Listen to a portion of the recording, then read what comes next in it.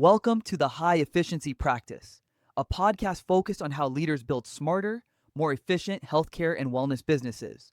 Hosted by Brenda Mana, the show explores what actually works across operations, growth, and performance. Today's guest is Marie McCausland, PhD, founder of Doulify, TEDx speaker, and award-winning maternal health advocate. Through her work as a doula, lactation consultant, educator, and entrepreneur, she has dedicated her career to improving outcomes for mothers and families. In this conversation, she shares her perspective on maternal health, innovation in care delivery, and what it takes to create meaningful change in one of healthcare's most important areas. Mary, it's a pleasure to have you. Today, we'll be diving into Doulify. Can you share a little bit of your role and how to come up with Doulify and how it fits the bigger picture of what you thought Doulify could become? I'm the founder, CEO of Doulify. I am a doula and have been working as a doula for 4 years. I'm also a certified lactation consultant, but I started off my career in research. I have a PhD in molecular virology. I was planning on doing that for my whole life. Then I had my son and I almost died when I had him. It completely changed the trajectory of my life to where I went and got a master's in public health, started learning about the horrible statistics for women in our country, especially Black women, where they're 3 to 5 times more likely to die than white women. With that, I learned also about the role of a doula. I used to think it was always like frou-frou, hippy-dippy kind of person, which there are a lot of us that are that, but it's not that kind of cohort of people who are being doulas. It's a lot bigger than what I thought it was. I ended up getting trained to be a doula. I had a doula for my second birth, and I think it made a huge impact in my ability to survive my second childbirth because I ended up having a massive hemorrhage. It was scary, and she was able to hold my hand while my husband held my other, and I was able to stay awake while the doctors were doing their thing and their nurse was doing their thing. My doula was able to comfort me and my husband was able to check on our daughter. The role of a doula in the room is to be there for you, be your advocate, especially in times where you might need to be focusing on staying awake, focusing on yourself in the labor. They're there to help support you, make sure the decisions that you want to have happen occur in that room. My work postpartum, I would go to families who've had their babies and support them, either taking care of their babies at night for them or helping them with breastfeeding, which is why I ended up becoming a certified lactation consultant because I felt like that was another big gap. Moms in the middle of the night, having no one to talk to about the challenges they're facing. One of the reasons why I founded Doulify was to allow more people to know what doulas are and connect them to them, as well as connect them to all of these perinatal professionals who are here for them, but they might not even know they exist, like pelvic floor therapists, chiropractors, mental health professionals. Our platform, Doulify, is there to connect them to their local village of support so they don't feel alone and they feel more empowered in their birth and postpartum experience. That is equally scary and amazing, considering that you survived twice, but I'm happy that you came across a smart idea to revolution how births happen. Can you expand on the decisions that you wanted made, referencing decisions happening, and what is that, and how can a doula help? What I love about doula work is that there's so many different kinds of doulas and different personalities. For every birthing individual, there's a doula who could help support you in the way that you want to be supported. So, for example, there's doulas who specifically are for Christian families, or there's doulas who emphasize that they're pagan. There's doulas who are more focused on helping queer and Black families. And there's someone for you. And what we do as doulas is if we feel like we might not be a match, we have a huge network. We all know each other. We can refer you to the right kind of doula, or at least get you moving in the right direction. Yeah, the research on doulas has shown that when families have a doula, the rates of C-sections decrease, the rates of postpartum depression decrease, the likelihood of them getting screened and having support increases, and their overall happiness with their birth outcome increases. So that's what we want to see. We want to be able to show that we're impacting families in a positive way. I love the work because you get to see one-on-one how much of a difference even getting a full night's rest can have on a mom, especially a couple nights after you've given birth and you get a full night's sleep because someone's able to take care of your baby for you. That's everything. That's heaven. So I love the work I do. I had been doing a lot of upper level advocacy work. I spoke at the March for Moms, did a lot of work with Merck for Mothers. I did a TED Talk, and those were big picture kind of outlook. I felt like I was missing something. And so that's when I decided to finally take the plunge and become a doula myself. It is wonderful, rewarding work. The doulas that I know come to it from a space of being passionate about the work. It's not a job, it's a calling for us. A quick question. Is that you became a doula prior to becoming an entrepreneur pushing doula, or was it the other way around? The other way around. The first business that I started was a nonprofit called Mom Effect.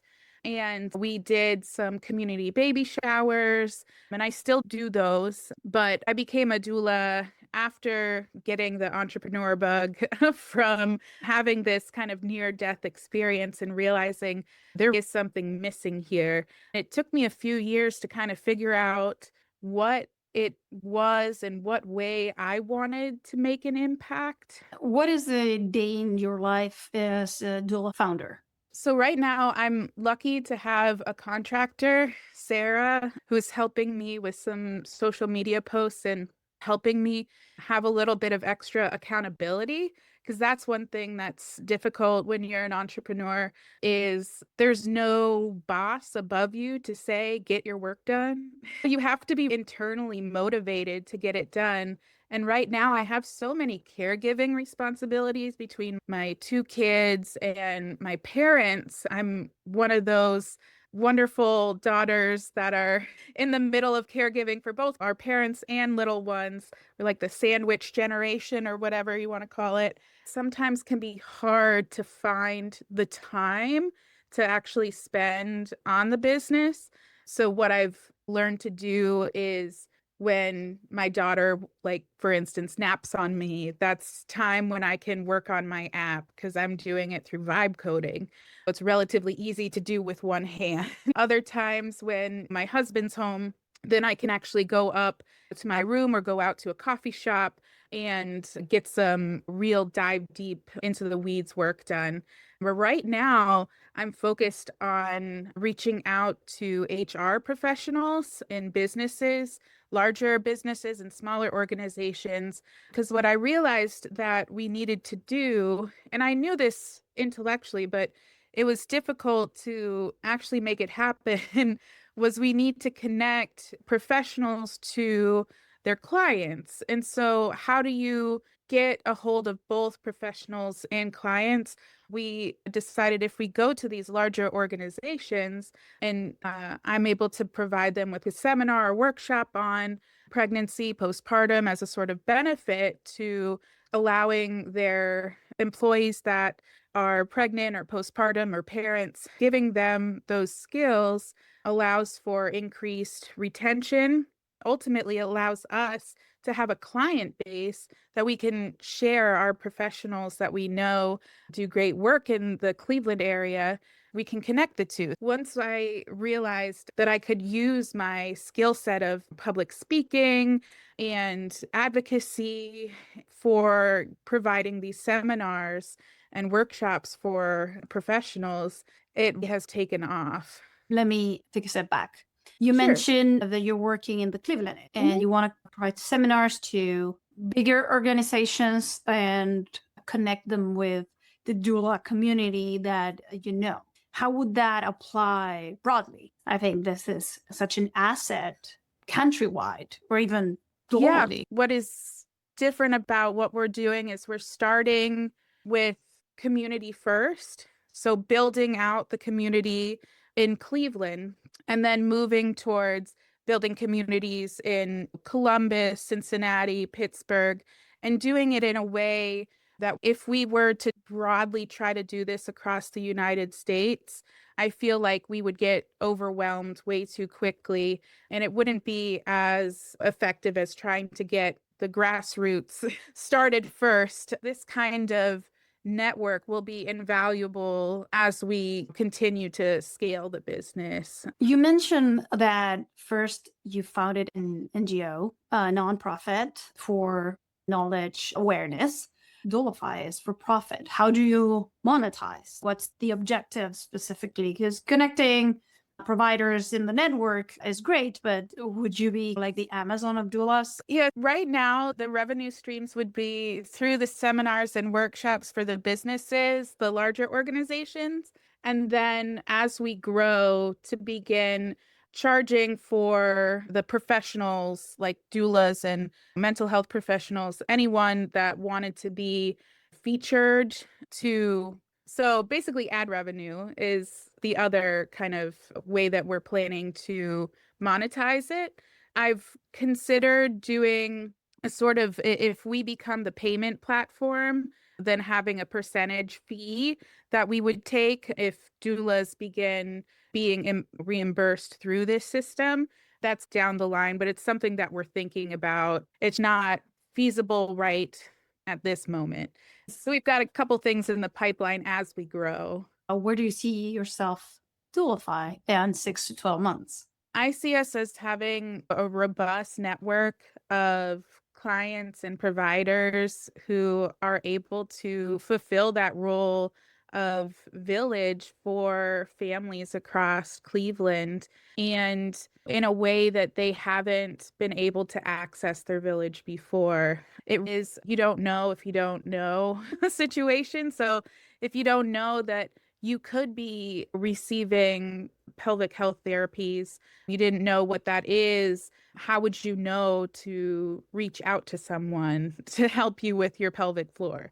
If you don't know that there's mental health professionals in the area who are targeting Black professionals or who are targeting your specific demographic, you wouldn't know that they're out there to help you. So we're really wanting to bridge that knowledge gap of what's available because a lot of apps out there right now, they provide general knowledge and information, but to be able to actually connect you with a local provider once you learn about these things is what we want to be there for these families and connect them as they discover their path. What is it that you would fix here and now if you would have a magic wand? If I had a magic wand, it would be super simple for doulas to be able to provide services and get reimbursed to Medicaid clients. Right now, they're in Ohio. Doulas are able to be reimbursed for Medicaid, but there's a lengthy process that doulas have to go through. They have to become state of Ohio certified. They have to then become certified with each of the managed care organizations. Then they have to go through like all these third-party things in order to get paid. It's been quite a hassle. I was the chair of the doula advisory board, and then I'm still on as a member of the doula advisory board for the state of Ohio. And it's been a wild ride trying to make this legislation happen.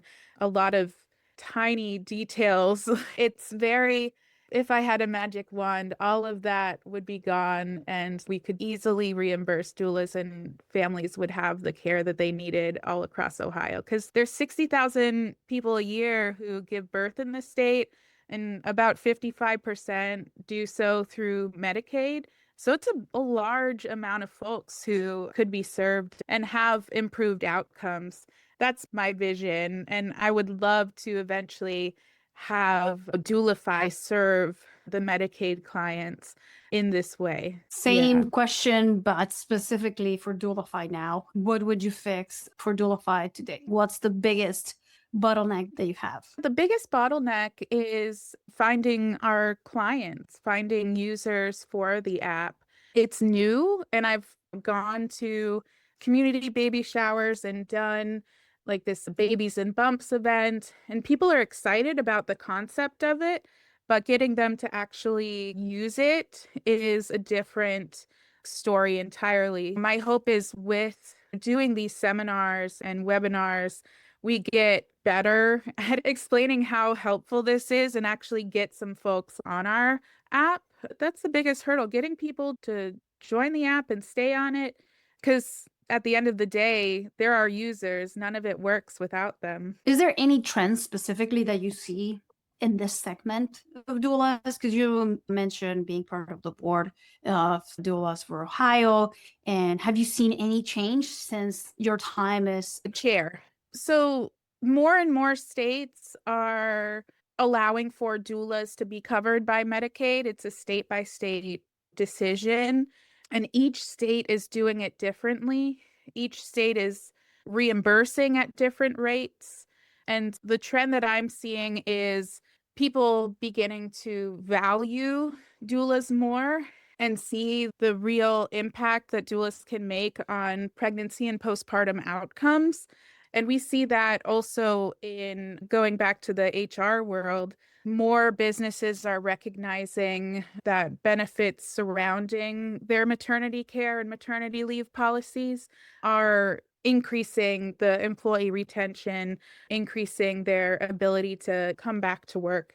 And once larger organizations see the impact in their business model, that's when they start being like, oh, this is real. Trends are relevant because they tip the trajectory of Doulify into success or extol it too, because you're pushing, you founded Doulify in 2021, if I recall correctly.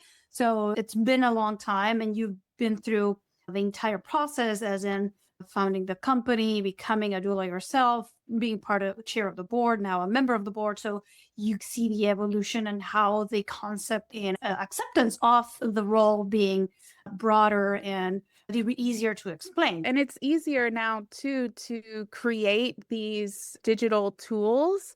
When I first started, one of the grants that I won was like $24,000 in order to build an app. And I spent, I think, 20,000 of that 24,000 on a developer who got me to the main page. They were able to build the back end and a little bit of the front end, and then the money was all gone. And I didn't have anything that was useful to bring to market.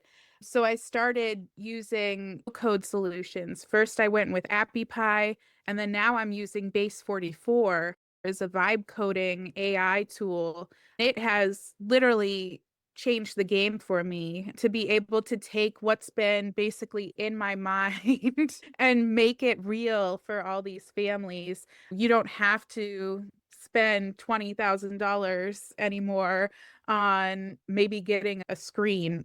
$20,000 is a lot of money, but in the app world in 2021, it didn't make a big dent. Now it's you spend $25 on on Base 44 a month, and you can do whatever you want. It's wonderful. I find it so impressive that you not only changed the course of your professional trajectory, but you're actually vibe coding too. Thank you so much for this. This has been great. You've shared many stories, highlights, and lowlights of how and why you got to be where you are today. Of course. Thank you for having me.